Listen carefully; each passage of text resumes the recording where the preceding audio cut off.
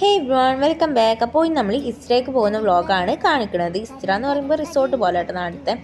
അപ്പോൾ ഞാനിതാ വീട്ടിൽ നിന്ന് ഡ്രസ്സിൻ്റെ മേലെ കൂടെ അബായം ഇട്ടിട്ട് ഇറങ്ങിയതാണ്. നമ്മൾ കുറച്ചധികം ടൈമിനായിട്ട് ഇറങ്ങിയപ്പോൾ അവർ ഡ്യൂട്ടിയും കാര്യങ്ങളും കഴിഞ്ഞിട്ട് പോകുന്നതാണ്. അങ്ങനെ നമ്മളിവിടെ എത്തിയിട്ടുണ്ട്. കുറച്ചധികം തന്നെ പോരാനുണ്ട് കേട്ടോ. അങ്ങോട്ട് ഒരു ഉള്ള ഏരിയയിലാണ്. ഈ ഏരിയ ഫുള്ള് ഇങ്ങനെ ഇസ്ത്രകളാണ്.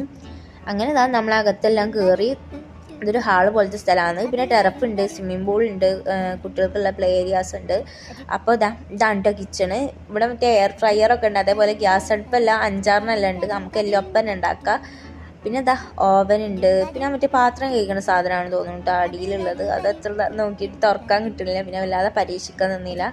പിന്നെ ഇവിടെ 3 മിററും വാഷ് ബേസും എല്ലാം ഉണ്ട്. പിന്നെ 2 ബാത്റൂമും ഉണ്ട് കേട്ടോ. അതൊന്നും ഞാൻ വീഡിയോ എടുത്തില്ല തോന്നുന്നു. നല്ല സൗകര്യമുള്ളത് തന്നെയാണ്.